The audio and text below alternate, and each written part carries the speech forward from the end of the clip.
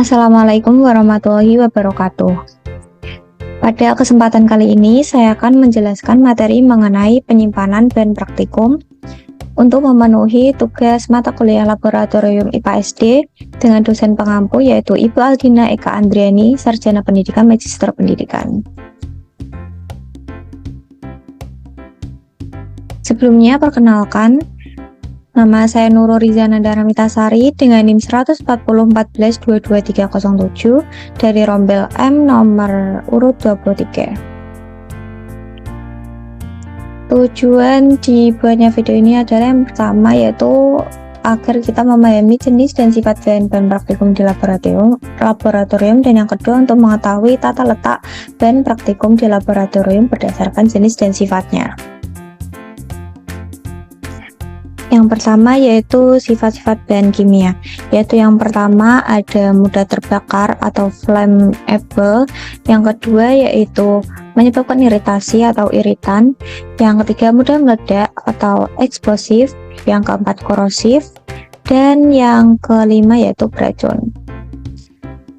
Sifat bahan kimia mudah terbakar, yaitu bahan mudah terbakar itu dibagi menjadi dua jenis, yaitu extremely flammable atau amat sangat mudah terbakar, dan juga highly flammable, sangat mudah terbakar.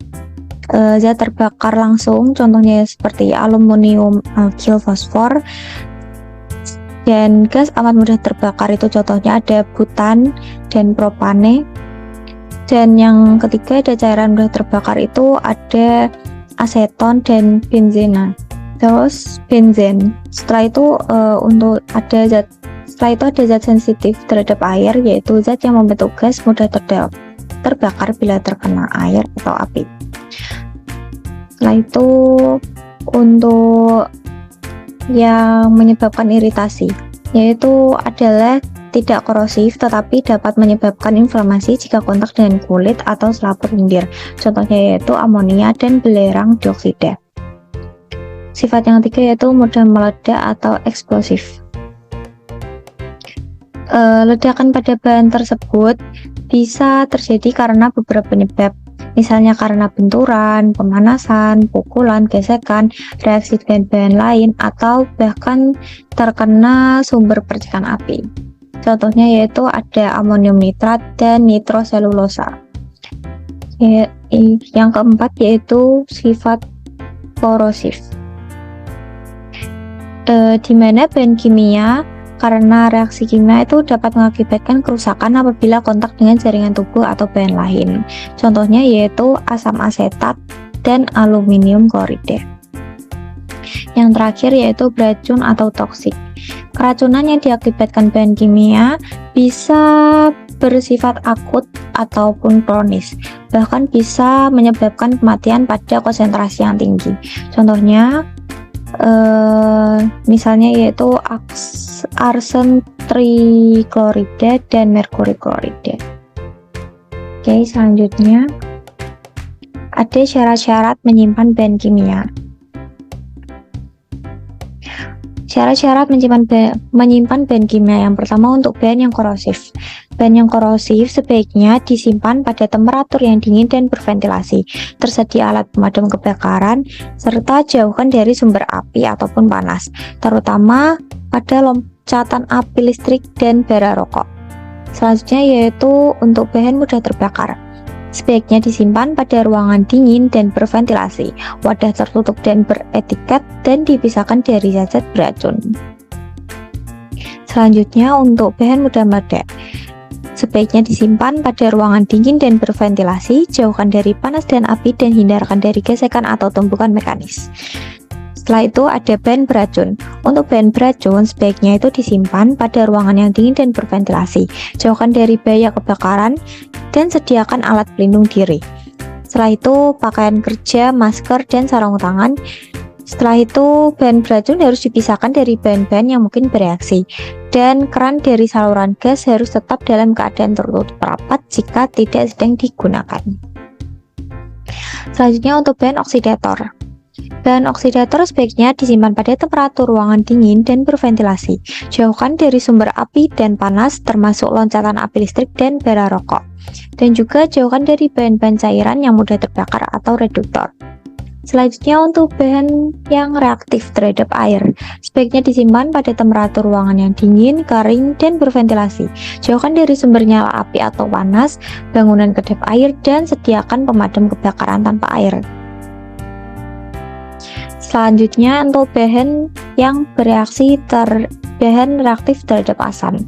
Sebaiknya disimpan pada ruangan dingin dan berventilasi, jauhkan dari sumber api, panas, dan asam. Ruangan penyimpan perlu didesain agar tidak memungkinkan terbentuk kantong-kantong hidrogen dan disediakan alat pelindung diri seperti kacamata, sarung tangan, dan pakaian kerja. Setelah itu untuk gas bertekanan. Sebaiknya disimpan dalam keadaan tegak berdiri dan terikat. Ruangan dingin dan tidak terkena langsung oleh sinar matahari. Jauhkan dari api dan panas, serta jauhkan dari bahan-bahan korosif yang dapat merusak keran dan katup. Untuk selanjutnya yaitu hal-hal yang harus diperhatikan dalam penyimpanan dan penataan bahan kimia.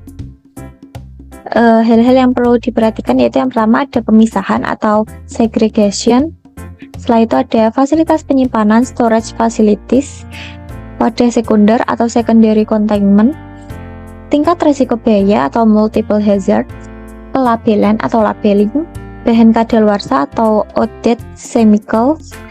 Setelah itu inventarisasi yaitu inventory, dan yang terakhir ada risiko bahaya. Oke, selanjutnya yaitu simbol-simbol bahaya.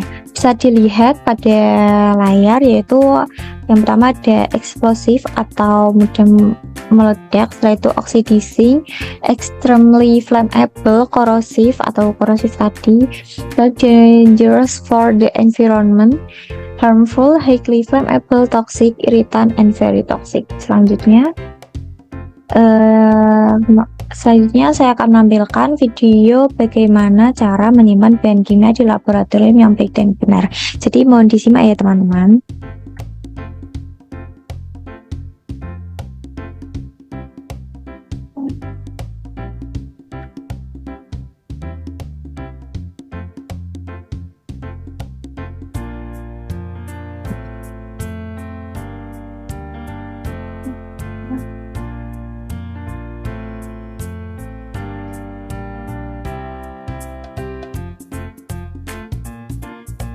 Yang seperti ini.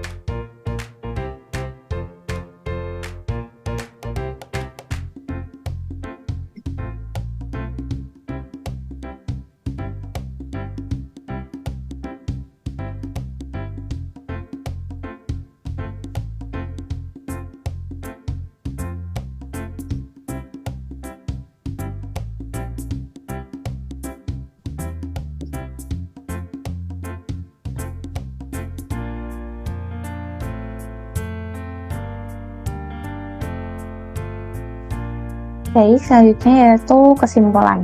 Jadi kesimpulan yang dapat kita ambil yaitu laboratorium kimia haruslah menjadi tempat yang aman bagi para pengguna atau praktikan.